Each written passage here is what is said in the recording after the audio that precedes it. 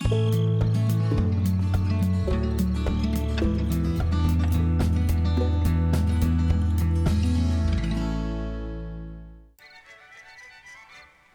to Thueringer for Farming Simulator 15.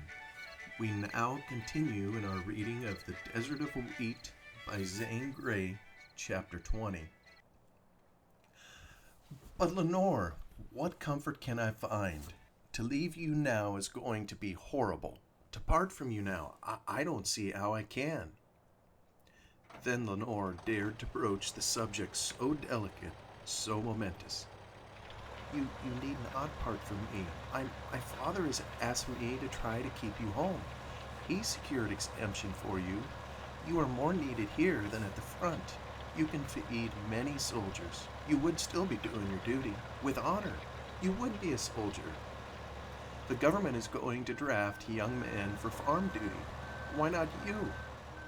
There are many good reasons why you would be better than most young men, because you know wheat. And wheat is to become the most important thing in the world. No one misjudges your loyalty, and surely you see that the best service to your country is what you can do best. He sat down beside her with serious frown and somber eyes. Lenore, are you asking me not to go to war? Yes, I am, she replied. I have thought it all over. I've given up my brother. I'd not ask you to stay home if you were needed at the front as much as here. That question I have had out with my conscience. Kurt, don't think me a silly, sentimental girl. Events of late have made me a woman. He buried his face in his hands. That's the most amazing of all of you, Lenore Anderson, my American girl, asking me not to go to war. But dear, it is not so amazing. It's reasonable. Your peculiar point of view makes it look different. I am no weak, timid, lovesick girl afraid to let you go. I've given you good, honorable, patriotic reasons for your exemption from draft. Can you see that? Yes, I grant all your claims. I know wheat well enough to tell you that if vastly more wheat raising is not done, the world will starve. That would hold good for the United States in 40 years without war. Then if you see my point, why are you opposed to it? She asked. Because I am Kurt Dorn, he replied bitterly. His tone, his gloom made her shiver. It would take all her intelligence and wit and reason to understand him, and vastly more than that to change him. She thought earnestly.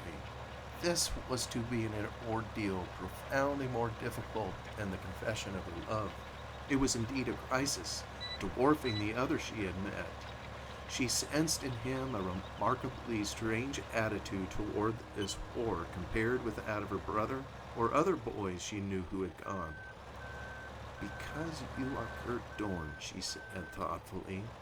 It's in the name then. But I think it a pretty name, a good name. Have I not consented to accept it as mine for life?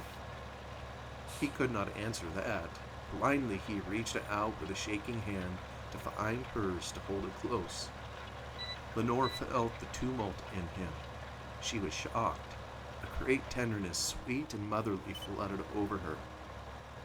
Dearest, in this dark hour that was so bright a little while ago, you must not keep anything from me, she replied. I will be true to you. I will crush my selfish hopes. I will be your mother. Tell me why you must go to war because you are Kurt Dorn. My father was German. He hated this country, yours and mine. He plotted with the IWW. He hated your father and wanted to destroy him. Before he died, he realized his crime. For so I take the few words he spoke to Jerry. But all the same, he was a traitor to my country. I bear his name. I have German in me, and my God, I'm going to pay. His deep, passionate tones struck into Lenore's heart. She fought with a rising terror. She was beginning to understand him, how helpless she felt, how she prayed for inspiration, for wisdom. Pay? How? She asked. In the only way possible, I'll see what a Dorn goes to war, who will show his American blood, who will fight and kill, and be killed. His passion then was more than patriotism. It had its springs in the very core of his being. He had, it seemed, a debt that he must pay. But there was more than this in his grim determination, and Lenore divined that it lay hidden in his bitter reference to his German blood. He hated that, doubted himself because of it. She realized now that to keep him from going to war would be to make him doubt his manhood and eventually to despise himself. No longer could she think of persuading him to stay home. She must forget herself. She knew then that she had the power to keep him and she could use it, but she must not do so. This tragic thing was a matter of his soul. But if he went to war with this bitter obsession, with this wrong motive, his passionate desire to spill blood in him that he hated, he would lose his soul. He must be changed. All her love, all her woman's flashing, subtle thought concentrated on this fact. How strange the choice that had been given to her. Not only must she relinquish her hope of keeping him home, but she must perhaps go to desperate ends to send him away with a changed spirit. The moment of decision was agony for her. "Kurt, this is a terrible hour for both of us," she said. "But thank heaven you have confessed to me. Now I will confess to you." "Confess? You? What nonsense!" he exclaimed. But in his surprise, he lifted his head from his hands to look at her. "When we came in here, my mind was made up to make you stay home. Father begged me to do it, and I had my own selfish motive. It was love. Oh, I do love you, Kurt, more than you can dream of. I justified my resolve. I told you that. But I wanted you. I wanted your love, your presence. I longed for a home with you as husband, master, father, to my babies. I dreamed of all. It filled me with terror to think of you going to war. You might be crippled, mangled, murdered. Oh, my dear, I could not bear the thought. So I meant to overcome you. I had it all planned. I meant to love you, to beg you, to kiss you, to make you stay.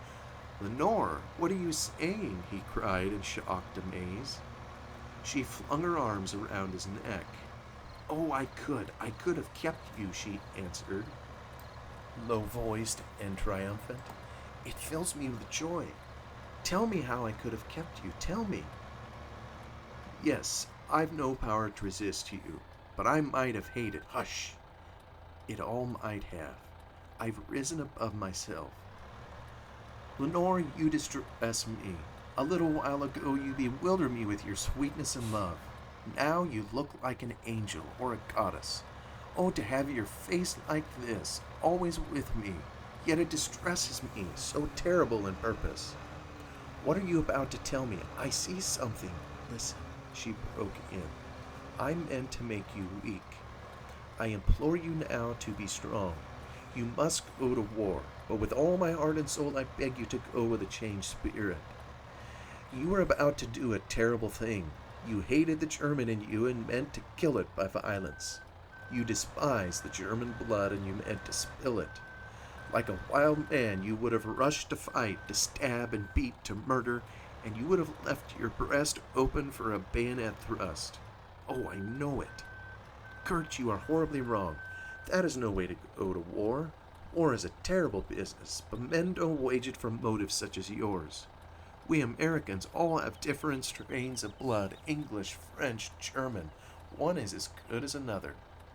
You are obsessed. You are out of your head on this German question. You must kill that idea. Kill it with one bayonet thrust of sense. You must go to war as my soldier, with my ideal. Your country has called you to help uphold its honor, its pledged word.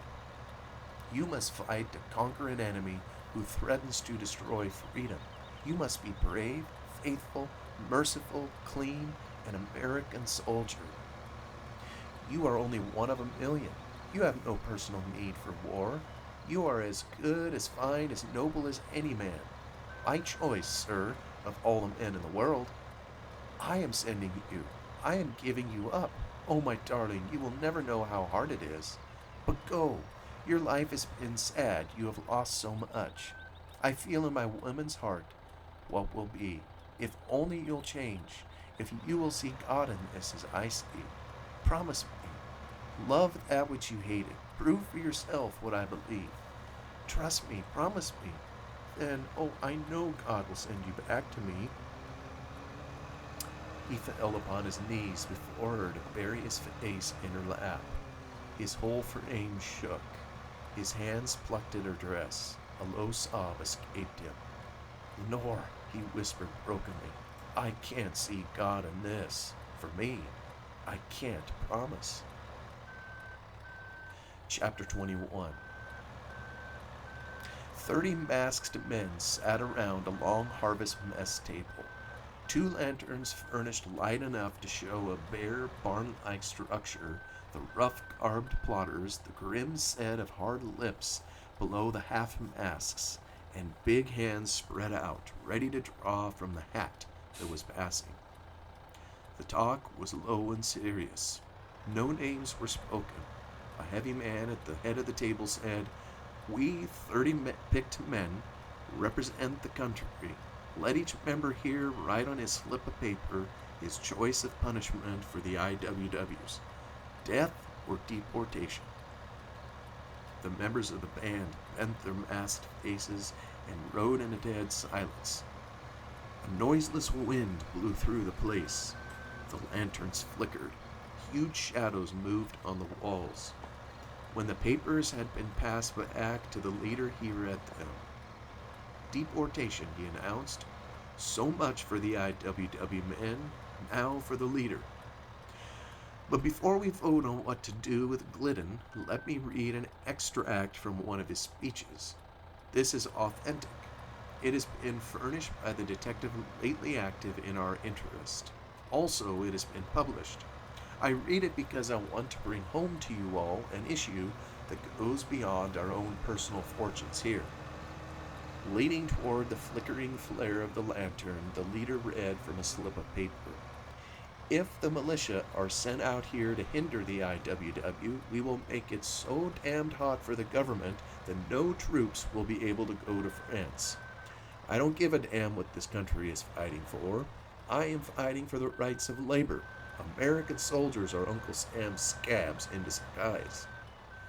The deep, impressive voice ended. The leader's huge fist descended upon the table with a crash. He gazed up and down the rows of sinister masked figures. Have you anything to say?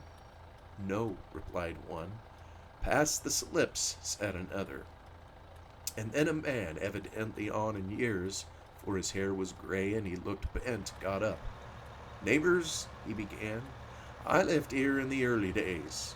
For the last few years, I've been apologizing for my hometown. I don't want to apologize for it any longer. He sat down, and a current seemed to wave from him around the dark square of figures. The leader cleared his throat as if he had much to say, but did not speak. Instead, he passed the hat. Each man drew forth a slip of paper and wrote upon it. The action was not slow. Presently, the hat returned round the table to the leader. He spilled its contents and with steady hand picked up the first piece of paper. Death, he read sonorously and laid it down to pick up another. Again he spoke that grim word. The third brought forth the same, and likewise the next, and all, until the verdict had been called out 30 times. At daylight we'll meet, boomed out that heavy voice. Instruct Glidden's guards to make a show of resistance. We'll hang Glidden to the railroad bridge. Then each of you get your gangs together. Round up all the IWWs, drive them to the railroad yard. There we'll put them aboard a railroad train of empty cars, and that train will pass under the bridge where Glidden will be hanging. We'll escort them out of the country. That August dawn was gray and cool, with gold and pink beginning to break over the dark eastern ranges. The town had not yet awakened. It slept, unaware of the stealthy forms passing down the gray road and of the distant hum of motor cars and trot of hoofs. Glidden's place of confinement was a square warehouse near the edge of town. Before the improvised jail, guards paced up and down, strangely alert. Daylight had just cleared away the gray when a crowd of masked men appeared as if by magic and bore down upon the guards. There was an apparent desperate resistance, but, significantly, no cries or shots. The guards were overpowered and bound. The door of the jail yielded to heavy blows of an axe. In the corner of a dim, bare room groveled Glidden, bound so that he had little use of his body. But he was terribly awake. When 6 men entered, he asked hoarsely, "What are you after? What do you mean?" They jerked him erect. They cut the bonds from his legs. They dragged him out into the light of breaking day. When he saw the masked and armed force, he cried, "Oh, what'll you do with me?" Ghastly, working, sweating, his face betrayed his terror. "You're to be hanged by the neck," spoke a heavy, solemn voice. The man would have collapsed, but for the strong hands that upheld him. What for?" "For IWW crimes, for treason, for speeches no American can stand in days like these." Then this deep-voiced man read to Glidden words of his own. "Do you recognize that?" Glidden saw how he had spoken his own doom. "Yes, I said that," he had the nerve to say. But I insist on arrest, trial, justice. I'm no criminal. I've big interests behind me. You'll suffer." A loop of a lasso slung over his head and jerked tight choked off his intelligible utterance. But as the silent, ruthless men dragged him away, he gave vent to terrible, half-strangled cries. The sun rose red over the fertile valley, over the harvest fields and the pastures and the orchards, and over the many towns that appeared lost in the green and gold of luxuriance. In the harvest districts west of the river, all the towns were visited by swift-flying motor cars that halted long enough for a warning to be shouted to the citizens, "Keep off the streets!" Simultaneously armed forces of men on foot and on horseback, too numerous to count, appeared in the roads and the harvest fields. They accosted every man they met. If he were recognized or gave proof of an honest identity, he was allowed to go. Otherwise, he was marched along under arrest. These armed forces were thorough in their search, and in the country districts they had an especial interest in likely camping places, and around old barns and straw stacks. In the towns, they searched every corner that was big enough to hide a man. So it happened that many motley groups of men were driven toward the railroad line, where they were held until a freight train of empty cattle cars came along. This train halted long enough to have the IWW contingent driven aboard with its special armed guard following, and then it proceeded on to the next station. As stations were many, so were the halts, and news of the train with its strange freight flashed ahead. Crowds lined the railroad tracks. Many boys and men in these crowds carried rifles and pistols, which they leveled at the IWW prisoners as the train passed. Jeers and taunts and threats accompanied this presentation of guns. Before the last station of the Atwee district was reached, full 300 members of the IWW, or otherwise suspicious characters, were packed into the open cars. At the last stop, the number was greatly augmented, and the armed forces were cut down to the few guards who were to see the IWW deported from the country. Here, provisions and drinking water were put into the cars, and amid a hurrahing roar of thousands, the train with its strange load slowly pulled out. It did not at once gather headway. The engine whistled a prolonged blast, a signal or warning not lost on many of its passengers. From the front cars rose shrill cries that alarmed the prisoners in the rear. The reason soon became manifest. Arms pointed and eyes stared at the figure of a man hanging from a rope fastened to the center of a high bridge span under which the engine was about to pass. The figure swayed in the wind. It turned halfway around, disclosing a ghastly, distorted face and a huge printed placard on the breast.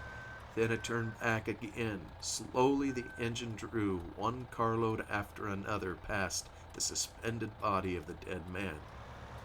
There were no more cries. All were silent in that slow-moving train. All faces were pale, all eyes transfixed. The placard on the hangman's breast bore in glaring red a strange message. Last warning, 3-7-77. The figures were the ones used in the frontier days by vigilantes. Chapter 22. A dusty motor car climbed the long road leading up to the Newman Ranch. It was not far from Wade, a small hamlet of the wheat-growing section, and the slopes of the hills, bare and yellow with waving grain, bore some semblance to the Bend country. 4 men, a driver, and 3 cowboys were in the automobile. A big stone gate marked the entrance to Newman's ranch.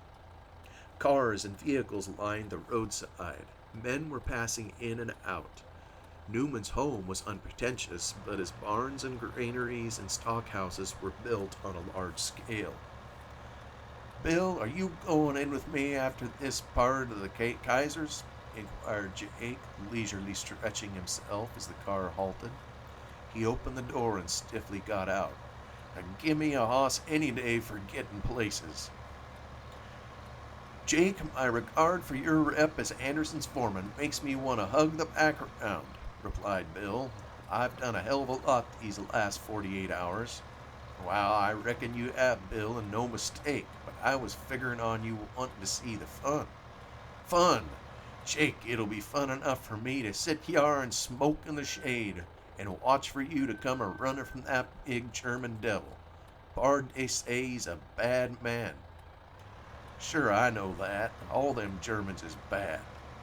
If the boss hadn't been so doggone strict about gunplay, I'd love to go with you," responded Bill. "But he didn't give me no orders. You're the whole outfit this roundup." "Bill, you'd have to take orders from me," said Jake coolly. "Sure. That's why I come with Andy." The other cowboy, called Andy, manifested uneasiness, and he said, "Oh, now, Jake, you ain't a-going to ask me to go in there, and me hating Germans the way I do?" "Nope. I guess I'll order Bill to go in and fetch Newman out," replied Jake complacently, as he made as if to re-enter the car. Bill collapsed in his seat. "Jake," he expostulated weakly, "this job was given you because of your rep for diplomacy. Sure, I haven't none of that. And you, Jake, why, you're the smoothest and slickest talker that ever came to the Northwest." Evidently, Jake had a vulnerable point. He straightened up with a little swagger. "Well, you watch me," he said. "I'll fetch the big Dutchman eating out of my hand, and say, when we get him in the car and start back, let's scare the daylights out of him." "Well, that'd be powerful fine, but how?" "Nah, you fellers take a hunch from me," replied Jake. And he strode off up the lane toward the ranch house. Jake had been commissioned to acquaint Newman with the fact that recent developments demanded his immediate presence at Many Waters. The cowboy really had a liking for the job, though he pretended not to. Newman had not yet begun harvesting. There were signs to Jake's experienced eye that the harvest hands were expected this very day. Jake fancied he knew why the rancher had put off his harvesting, and also he knew that the extra force of harvest hands would not appear. He was regarded with curiosity by the women members of the Newman household, and rather enjoyed it. There were several comely girls in evidence. Jake did not look a typical Northwest foreman and laborer. Booted and spurred, with his gun swinging visibly, and his big sombrero and gaudy scarf, he looked exactly what he was, a cowman of the open ranges. His inquiries elicited the fact that Newman was out in the fields, waiting for the harvest hands. "Well, if he's expecting that outfit of IWWs, he'll never harvest," said Jake, "for some of them is hanged, and the rest run out of the country." Jake did not wait to see the effect of his news. He strode back toward the fields, and with the eye of a farmer, he appraised the barns and corrals and the fields beyond. Newman raised much wheat and enough alfalfa to feed his stock. His place was large and valuable, but not comparable to many waters. Out in the wheat fields were engines with steam already up, with combines and threshers and wagons waiting for the word to start. Jake enjoyed the keen curiosity roused by his approach. Newman strode out from a group of waiting men. He was huge of build, ruddy-faced and bearded, with deep-set eyes. "Are you Newman?" inquired Jake. "That's me," gruffly came the reply. "I'm Anderson's foreman. I've been sent over to tell you that you're wanted pretty bad at Many Waters." The man stared incredulously. "What? Who wants me?" "Anderson. And I reckon there's more, though I ain't informed."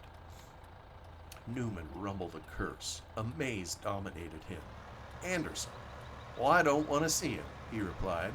"I reckon you don't," was the cowboy's cool reply.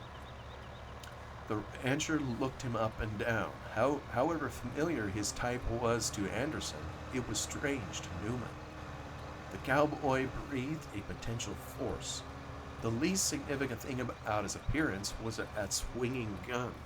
He seemed cool and easy with hard, keen eyes. Newman's face took a shade off color. "But I'm going to be harvest today," he said. "I'm late. I've 100 hands coming." "Nope, you haven't none coming," asserted Jake. "What?" ejaculated Newman. "Reckon it's near 10 o'clock," said the cowboy.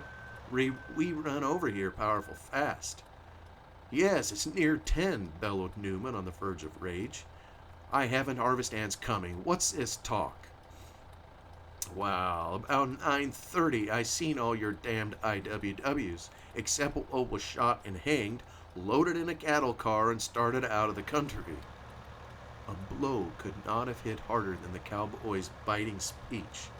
Astonishment and fear shook Newman before he recovered control of himself. "If it's true, what's that to me?" he bluffed in hoarse accents. "Newman, I didn't come to answer questions," said the cowboy curtly. "My boss just sent me for you. And if you bucked on coming, then I was to say it was your only chance to avoid publicity and being run out of the country." Newman was livid of face now and shaking all over his huge frame.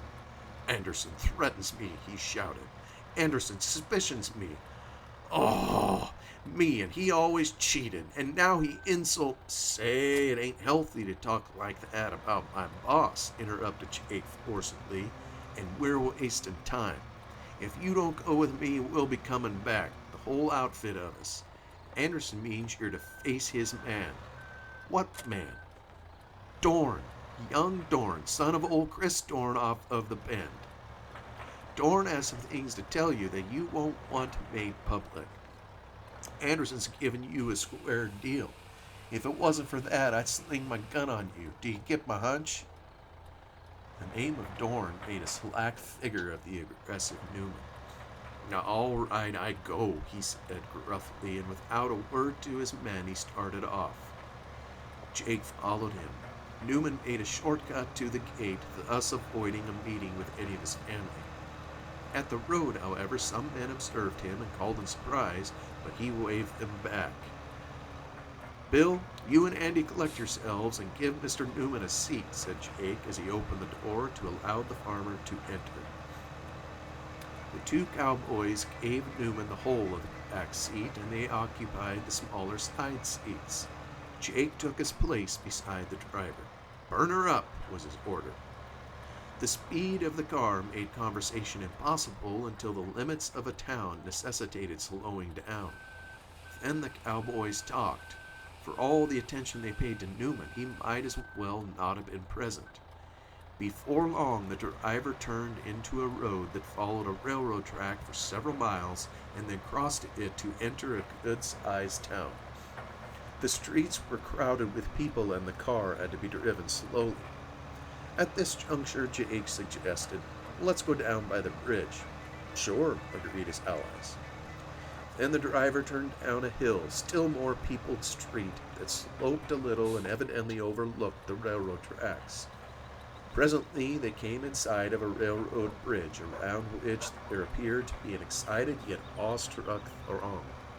All faces were turned up toward the swaying form of a man hanging by a rope tied to the high span of the bridge. "Well, Glidden's hanging there yet," remarked Jake cheerfully. With a violent start, Newman looked out to see the ghastly placarded figure, and then he sank slowly back in his seat. The cowboys apparently took no notice of him. They seemed to have forgotten his presence. "Funny they'd cut all the other IWWs down and leave Glidden hanging there," observed Bill. "Them vigilantes sure did it up brown," added Andy. "I was dying to join the band, but they didn't ask me." "Nor me," replied Jake regretfully, "and I can't understand why, unless it was they was afeard I couldn't keep a secret." "Who is them vigilantes anyhow?" asked Bill curiously. "Well, I reckon nobody knows, but I seen 1,000 armed men this morning. They sure look bad. You ought to have seen them poke the IWWs with cocked guns." "Was anyone shot?" queried Andy. "Not in the daytime. Nobody killed by this Citizens Protection League, as they call themselves. They just rounded up all the suspicious men and herded them onto that cattle train and carried them off. It was a night when the vigilantes worked, masked, secret, and sure bloody, just like the old vigilante days, and you can gamble they ain't through yet. Uncle Sam won't need to send any soldiers here. Well, I should smile not. That'd be a disgrace to the Northwest. It was a bad time for the IWW to try any tricks on us." Jake shook his lean head and his jaw bulged. He might have been haranguing, cowboy-like, for the benefit of the man they feigned not to notice, but it was plain, nevertheless, that he was angry. "And that what gets me wuss'n them IWWs is the skunks that give Uncle Sam the double cross," said Andy with a dark face. "I'll stand for any man and respect him if he's above board and makes his fight in the open. But them coyotes that live off the land and pretend to be American when they ain't, they make me pissin' mad." "I hear the vigilantes has marked men like that," observed Bill. "I'll give you a hunch, fellers," replied Jake grimly. "By God, the West won't stand for traitors."